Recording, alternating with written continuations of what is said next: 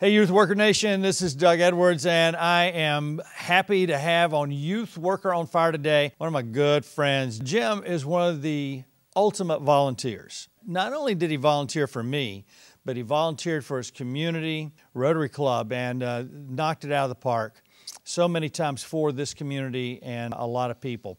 So, but Jim volunteered for me for more than 20 years because volunteers go through a lot. Jim came down from Detroit, grew up in Detroit, Michigan, real Michigan fan still to this day. Go Blue. Go Blue. He's also got a picture of him and his son John with Tom Brady. Go Pats. That's right. They moved down here, your middle school years or high school years? We actually came to Florida my middle school years. Middle school years. He was at Eustace High School, was an athlete, started business shortly after high school, married the girl of his dreams, who became the woman of his dreams. And the principal's daughter. The principal's daughter. That was a tall order, and Jim was up for it. And so he's got 3 kids. His business is Tip Tops of America, and had that business for many, many years. National, if you want T-shirts, you know, go to this guy and order those things, because Jim is a giver and not only has volunteered, but he's given to a lot of people. He's got 3 children, and we're going to let you talk a little bit about them.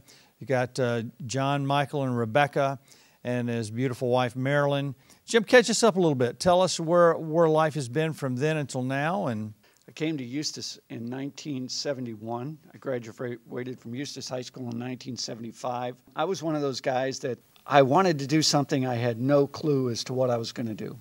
None. And so I kind of bounced around from job to job. Meanwhile, my girlfriend then, future wife, was going to UCF. And I worked at UPS. I worked at a lot of different places and decided I wanted to do something for myself. I was fairly creative. Art was kind of a passion of mine.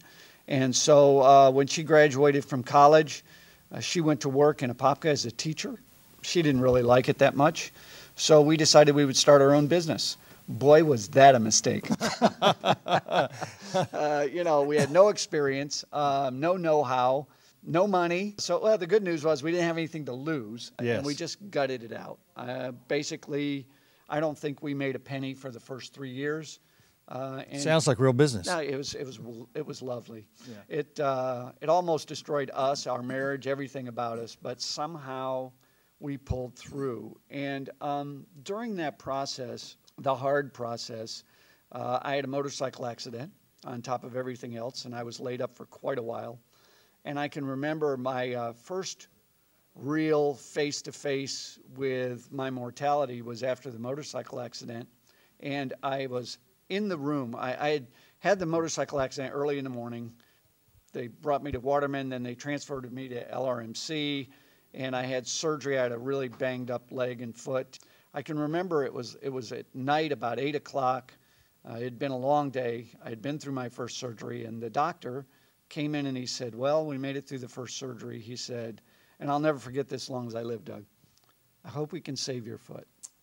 And I thought, well, I hope you can too. That's something you'll remember, right? But when everybody left that night and the room was dark, God started to talk to me. And the reality is that Jesus had been talking to me for a while, and I just wasn't listening. He needed to get my attention. And it was really at that point that the genesis of my real faith started to begin. Mm-hmm. From there, my wife at the time was the spiritual leader of our family. She had been in church her whole life, and I had not. And she insisted that we go to church together. And so I went to church. I started going to church at the Presbyterian church. And then she said, there's this new church called Trinity, and we need to go there, because she said, I want to. And I said, okay. So we went over there, and I sat in the back with my arms folded for quite a while, not doing anything, just observing and not really knowing what I was supposed to do, not really happy being there. I was kind of angry at that time. It was a hard time for me. And then one day, something clicked. And the lights started to go on. We were sponsoring a family from Russia, and I got involved with that family. And I started to meet friends at the church. And I got to tell you, meeting people at church, meeting the friends, making the connections, different kinds of connections and different kinds of friends was the best thing that ever happened to me. It was a life changer for me. It showed me a different kind of lifestyle. It showed me a different kind of joy. And I was able to start to really embrace that as I started to move forward with my faith. And every day my faith was becoming more and more real. And when that happens, God starts to challenge you. He starts to give you things that are beyond your scope, but just maybe you can do some things. And one of the things that I did was I got involved with you. I met you and your lovely wife and family, and I got involved with you teaching Sunday school for the senior highs with a friend of mine named John Harrison. And we started off in basically a closet with a bunch of angry teenagers. Yes. And it really started to grow. You know, I don't know if they were getting anything, but I was being filled up tremendously. I was loving it, and it was really helping me grow. And then some other things came along. We had some needs at the church. I was with my friend John, and he was telling me about some of these needs at the church, because at that point I was out of the political sphere of, you know, what Trinity was. I was just going to church and soaking up Jesus. I learned about all these challenges that we had space-wise, and we didn't have enough room for Sunday school. And for the first time in my life, a lightning bolt came out of the sky like nothing I'd ever felt. And it was just like this, I call it a bright thought. There was this humongous bright thought that came into my brain that said, you're the guy who's going to take on this challenge of the space. Now, Doug, you know me. I have no construction experience. Mm-hmm. I had no fundraising experience at that time. Mm-hmm. I had no experience in anything, to be honest with you. You know, school of hard knocks. Mm-hmm. And within a month, I was in front of the church talking about raising money for a $1 million facility at Trinity. And that could only happen with Jesus Christ. Yeah. I wouldn't conceive that. I wouldn't take on that. I wasn't motivated to do that. And the overriding feeling that I had during the whole process, that first year or two, was unmitigated terror. I was just absolutely terrified. I had to get up in front of people, which I had never done before. I had to speak publicly, which I had never done before. Mm-hmm. I had to be clever, which I'd been clever before. Yes, you have. But just letting that manifest itself in the way that Jesus Christ wanted to manifest itself, and to have it be a success, along with the youth stuff that I was doing, was really, really eye-opening for me. 10 years later, we had the building. It was built. That building is now paid off. It's been a wonderful facility. I'm still involved with Trinity. I'm on the servant board now. And I'm a substitute adult teacher over there. I also do a couple of men's Bible studies over there. So I'm still plugged in. I'm still plugged in with you, my good friend. We meet and have lunch every week. That's right. That's right. You know, it's just Jesus in my life changed everything for the better. Yeah, and you grew up in quite a tough atmosphere. Grew up with a divorce situation, remarriage with on both of your parents' part, and so that's difficult in any child. We didn't talk about that. Why in the world did you volunteer the way you did? Jim, you had more than enough to do. You had a business that takes every waking moment. Anyone who's an entrepreneur or a business owner knows that if you own the business, it never leaves you. It's with you even when you're off, and you're never totally off physically from it, but or mentally at least. And so, and your family needs you. You have 3 children. You have Michael, who's a child of great need, 24 years of age now, right? Wheelchair bound, but smiles and loves you guys and knows that you love him. And then John, who just got married, Rebecca, who's in college and working on her career right now. So when they were young, you were doing all these things, and even when they got older, you were volunteering. Tell me what it feels like to be a volunteer, whether with Rotary, a volunteer with your church, with student ministries of all things, something that you had not been a part of before. You probably had never been in a church with student ministries before growing up. Right. You know, we were a family that when I was growing up, we went on sometimes Christmas Eve, most of the time Easter. Yeah. And the rest of the time, we didn't really go. You know, I knew there was a God and all of that stuff. But when I started going to church regularly, and I actually started listening to the sermons, and I started reading the Bible, which I would encourage everybody to do. It's really a good book. I realized that there was a call from God. Go and make disciples, make a difference in the world. You know, it's the Great Commission. And so when I understood what I was reading and it was explained to me what all that meant, I made the conscious decision to try and say yes when God asked to say yes. Now, there's no physical way you can say yes in life to everything. You should try to say yes to the important things. And when God calls, that's pretty important in my opinion. I just started to try and say yes. And I figured God would help me work out my schedule and work out the other stuff. And my wife was very supportive that I was involved in the church. And I got to say, if there's a Christian woman out there and she doesn't want her husband involved in church, they need to reevaluate some things, because it's just so good for men to be involved in church. It's so good for men to be an influence, especially in young people's lives. Many times, young people are missing that man influence. I think that there's real biblical prophecy in that as far as your role as a man. And so I took that seriously, and I just tried to say yes when I could. But you're the ultimate yes. I mean, we had a few that lasted a long time. The average volunteer lasts anywhere from a year to 18 months, maybe 2 years. We had multiples that lasted 5, 10, 20, 25 years of a 29-year stint there that I was at that particular place, that church. So how do you do this year after year after year? Now, I know the standard answer is God, but let's look at a mental and physical approach to that as well. How hard was that on you physically some days? Well, you know, I'm a glutton for punishment, Doug. Yes, you are. Type of people I picked out. There were times when I was really struggling. I did Sunday school for 15 years? Yeah.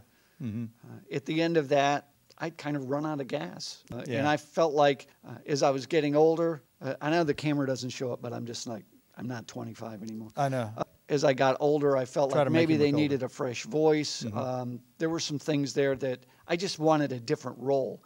And I think when you're volunteering, that's important to have a different role, to not be stuck in the same thing, so you can re-challenge yourself over and over and over again. You know, I used to love the trips that we went on and meeting the new students. That was always good and bad, and we had both. But I think just changing it up, changing it up was really important to me.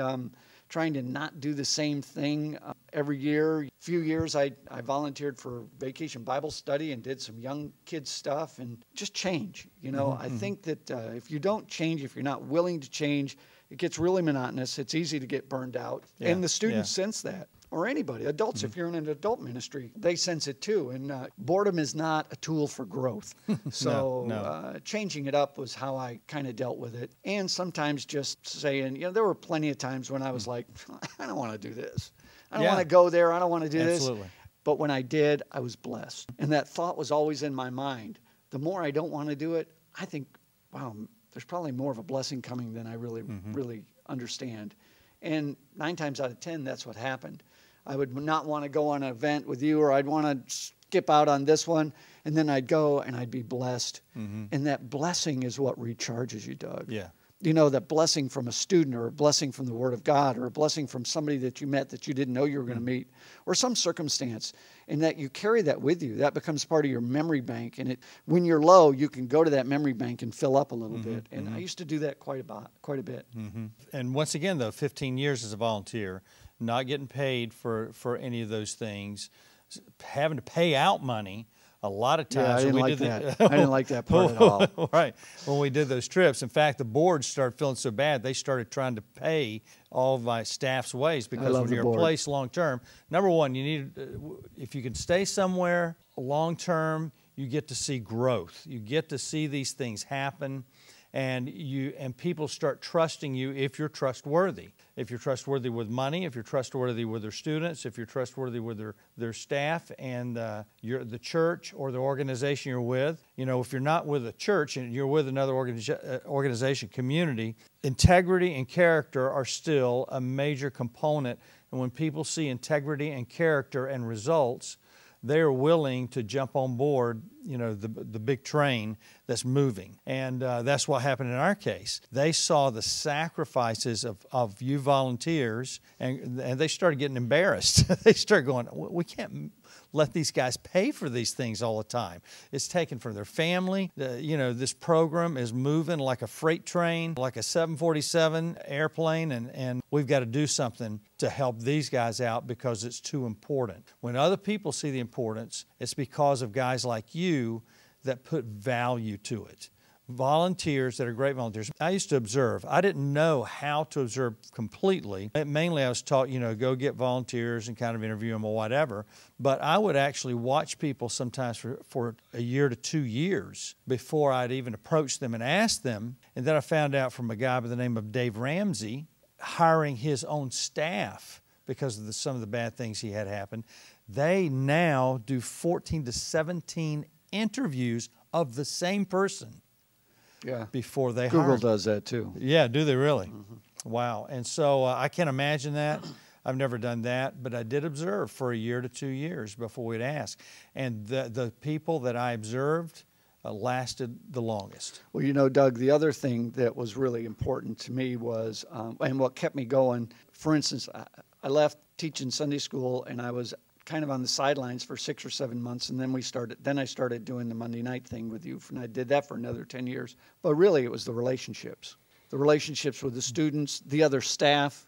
I mean, some of the staff that we had that came and went, they ended up being some of my closest friends. Absolutely. In life, you know, Yeah. and life is all about relationships. Yeah, it is. It's your relationship with Christ, and then your relationship with your wife, your children, your friends and family, the people that you come in contact with on a daily, weekly, or monthly basis. The relationships really helped sustain me. We had a lot of fun.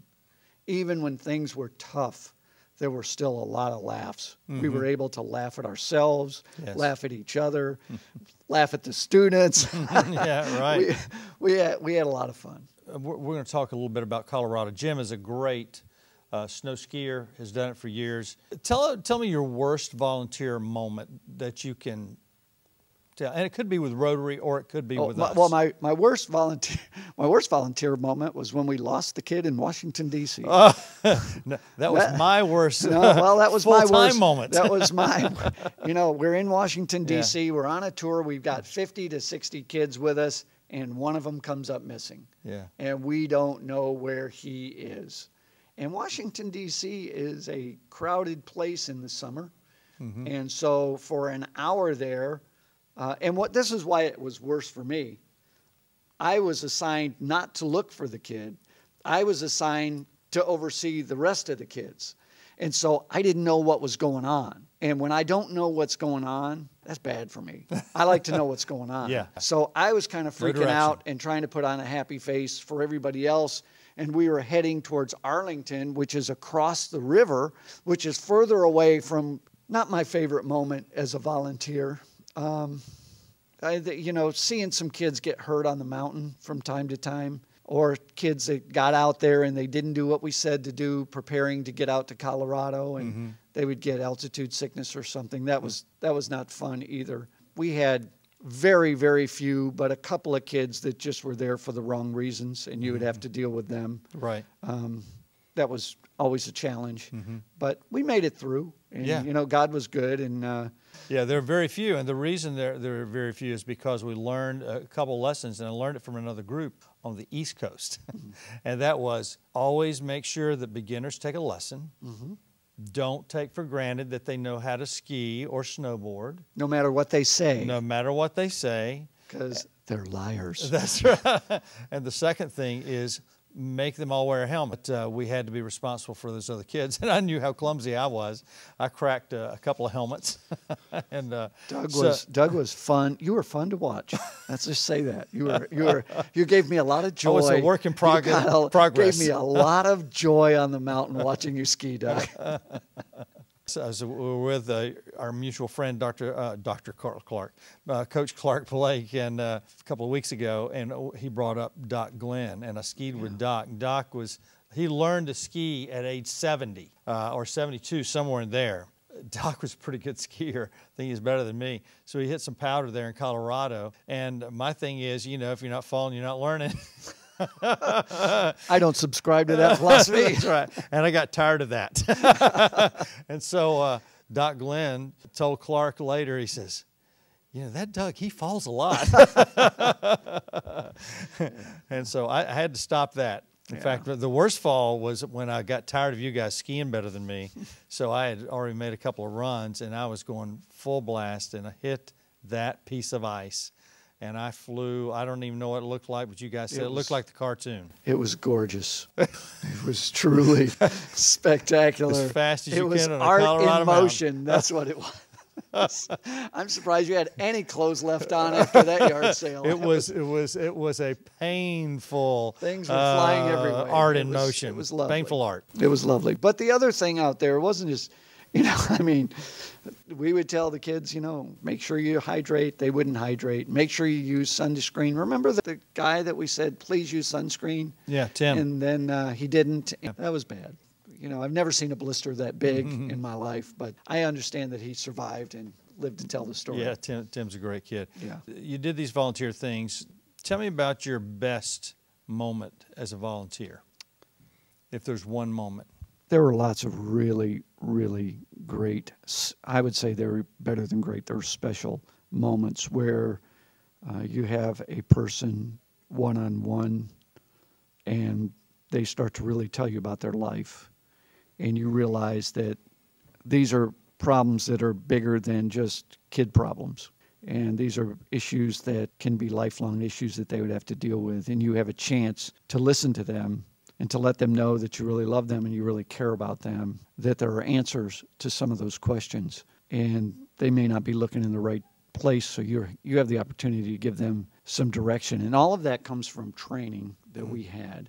You don't just come up with that stuff off the top of your head. Those moments with those students paid dividends over the years. And I have to tell you, I'm not done with those moments.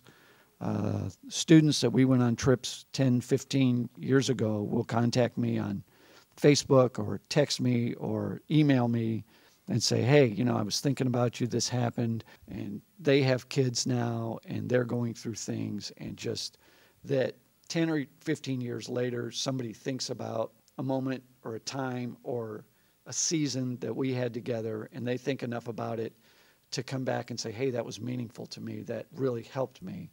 Those are still happening, and those are the best moments. Yeah. And one thing that I was taught years ago and that I tried to pass on to you guys was that sometimes it'll be years before you hear one great comment of, because you said, because you did, my life has changed. Yeah, it's impressive. Yeah, and so those of you who don't volunteer long enough, or you don't stay and look at you, and by the way, it's a marathon. In fact, it's not even a marathon, it's an ultra marathon. I learned about ultra marathons, and they make marathons look like a walk in the park. And so, but they are ultra marathons to where you can't say this about this one event, it's about this one moment. It's not, it's about the compounding of moments. The retreats were about compounding in a saturated situation, moments that would take you months and years to develop without a retreat. We did the volunteer retreats on a regular basis. For those of you guys, whether you're teachers in a public school or coaches, if you got a team or you're administrators, you need retreats, even for those guys, because it's a condensed form of time that's pressurized in a good way. Right. to where you get to care about each other. We'd do some training, but we'd do some playing. The first, lots of fun. There's lots of fun in You have to have volunteer. If you're not having fun volunteering, then you're either with the wrong people or you're volunteering for the wrong thing, because volunteering by definition has a lot of fun in it. Great relationships. So, and we had other kinds of great moments, not just those one-on-one things, but I mean, the year we were at DCLA and Mel Gibson came out on stage. That was a great moment. I mean, there was a presence in that building at that time that, just things like that stories you can tell and, moments that you can share. And it really helped grow our youth program. And there were lots of good moments, lots of fun things on trips, lots of stories that I'll cherish forever. Yeah, and they were life-changing events. Yes. And they were for me as well. As a volunteer, you want to hook up with those organizations that are tried and true, or that you see are developing in a good way. Unless you know that you want to be a part, unless you know that you can be a part of something that is growing or just starting to grow. And that's like an investment. You don't know what's going to happen to those groups, but that's okay. Yeah, and I would but if say, you're not wanting to grow something, then to be a part of an organization. And I would say this, if you're part of an organization or you're part of a church, that church needs volunteers for something. Absolutely. So find out what your spiritual gift is, what your niche is, what you're good at, and share it. Yes, and age doesn't matter. Jim saying that. Jim and I were very young. Jim and I were very young when we started doing these programs, and we grew older with the program. But I found out from one of the best youth workers in the nation, and I've seen this in the teaching field as well, it is not a matter of age, it is a matter of heart. And if they have heart and compassion for students, then there is no age limit. And sometimes a 70-year-old is more energetic than a 20-year-old. And sometimes you get those, but you have to be careful. You have to observe. You have to test and let them try things out. And I love what the principal of this school said, Nancy Velez. She says, there's always room for everyone who wants to volunteer. It may not be what they wanted originally. They may not be capable of volunteering in some certain areas, but there's always a place. Jim, tell me about your family. Cole, let's talk about Michael and his situation. Because, guys, you've heard this volunteer talk about all of his years with us, all the things, all the trips that we did. 3 children, eventually his children end up going on those trips. Michael is the middle child. Give us a little story about Michael from... Michael was born February 1st, and perfectly normal, healthy baby, lovely kid. At 6 months, he had his first seizure. We weren't sure what it was. Emergency room trip, lots of panics, fear, scaring, prayers, all of that stuff. The doctor said it's probably just a febrile seizure, which means his spiked a fever and it caused a seizure. So we were encouraged by that. And that was like in September. Thanksgiving, he had another seizure. We started to become concerned. We got in touch with the neurologist in Orlando, went through some testing. They didn't know what it was. We ended up going to Shands at the University of Florida. As he was getting older, he was a year now, 2 years, he started to walk. It's a little slower walking, but, still, and he had kind of an unusual gait, but he could get around and he loved to run. But unfortunately, his seizures were continuing to develop. We were concerned and trying to figure it out.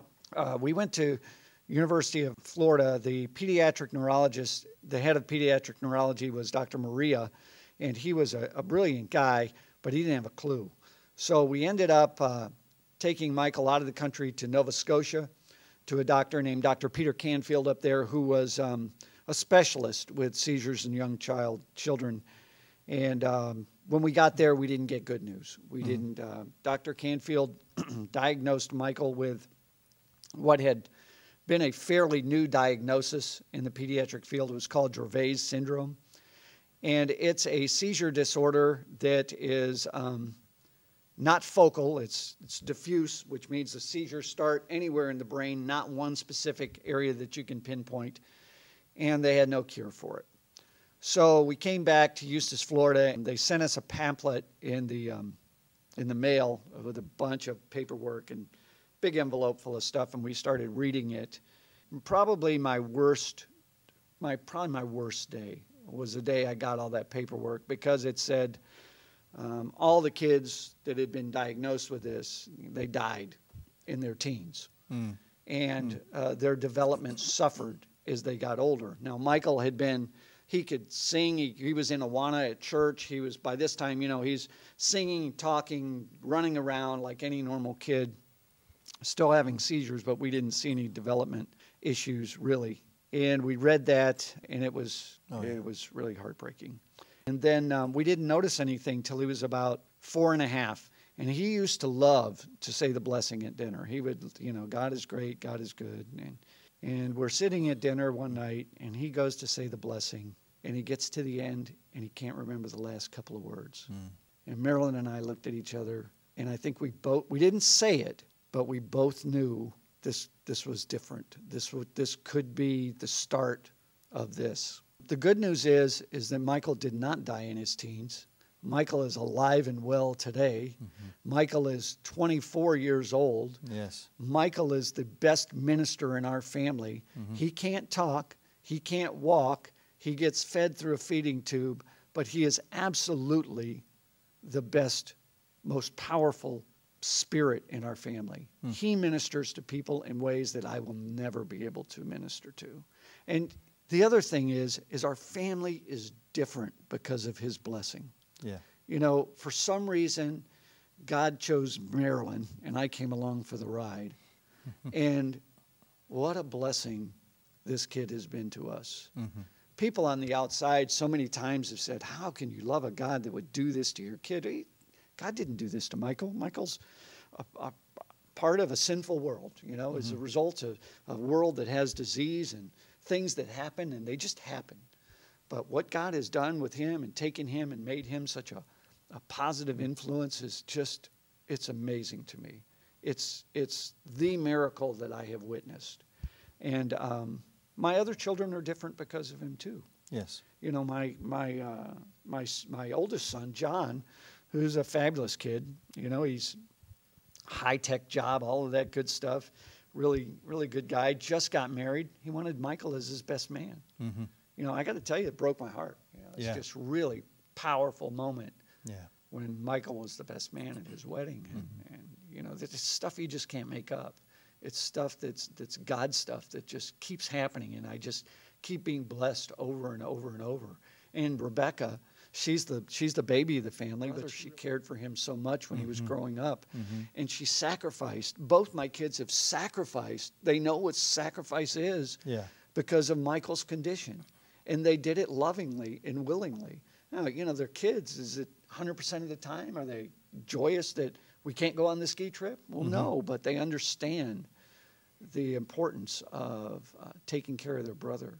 You know, Michael was like my worst moment and my best moment all at the same time. And God has revealed himself to me in so many ways through Michael's life. Who knows? I mean, who knows what's left for that kid? Rebecca got up this was a few years ago, they did an article in the local paper about Michael, and the local Channel 2 picked it up. A couple of days later, Rebecca comes into the living room and she goes, Emmy, her friend who lives in Amsterdam, says Michael is on the front page of their newspaper. Wow. Because somebody had picked it up, and then PBS picked it up, and then Reuters picked it up. And so the influence and the way that God uses people, the way he's used me, the way he's used you, Doug, the way he's used Michael, we don't know his ways. We just have to keep trying to say yes. And yes is a great word. No is a great word because you have to say no so you can say more of the yeses to the right things. And the biggest yeses are to your family. Always to the family. Family, God first, faith, family, and friends. In that order, your family needs to know that they are above your volunteerism, by the way, volunteers. Yeah, well, while I was out doing all the volunteer stuff, Marilyn was home taking care of Michael, taking care of the other two kids, making sure everything ran. So I had the opportunity to do. She believed in what we were doing. She believed in you. Totally support. She's the real hero. Now, you know, I'm here doing the interview. She should be here doing the interview. You need to interview her, Doug. Well, you know, I've already talked to her about that. We're going to do that. We'll do it with Michael there. Because her testimony is powerful. Yeah. And so there's no question about it. We are a family. Nothing is done alone. And at the head of our family is Jesus Christ. You know, so once we keep the priorities right, we should be able to get through any rough spots and bumps and bruises that we come across. Absolutely. Well, Jim, tell everyone how they can get in touch with you, how they can get in touch with your company, if they want to do that, and how they can get in touch with you personally. Yeah, my company is Tip Tops of America Incorporated. We do screen printing and embroidery. We've been doing it for 36 years. So if you have an event, you need something, give us a call. We have a number, 352-357-9559. We have a website, tiptops.com. And if you want to contact me, my email is jim@tiptops.com. jim@tiptops.com. And Youth Worker Nation, if you want to know about volunteerism, you want to see the ins and outs, there's a whole lot more that Jim has to say. Volunteers want to know how hard it's going to be, and what we've learned is we tell them that it's going to be harder than it really is. It's hard. That's right. And if you tell volunteers that it's not hard, then you're lying to them, and they don't last. That's why they don't last. And if you're a volunteer for youth, particularly boy youth, it's stinky too. It's really, the smells are bad. I'm just saying. Just saying, if you're retreating, yeah, absolutely. Yeah. Traveling in a vehicle. All right, Jim, any parting comments for us? I just want to thank you, Doug, for all you've done for me. And I feel honored to be here being interviewed by you. You're a giant in my life, a tremendous influence, positive influence. And I just wanted you to know that. I want the world to know that. All right, guys, we're out. Youth Worker Nation. Remember, you can get us on Google Play as well as iTunes and Stitcher. And we have some of our episodes on YouTube. They will all be on YouTube eventually. If you want to be one of the advertisers or sponsors, you can do that. So reach out to us at youthworkeronfire@gmail.com. And so, Jim, we are out of here, and have a great day, man. Thank you. Tell Mike the sound guy I said hi. Oh, well.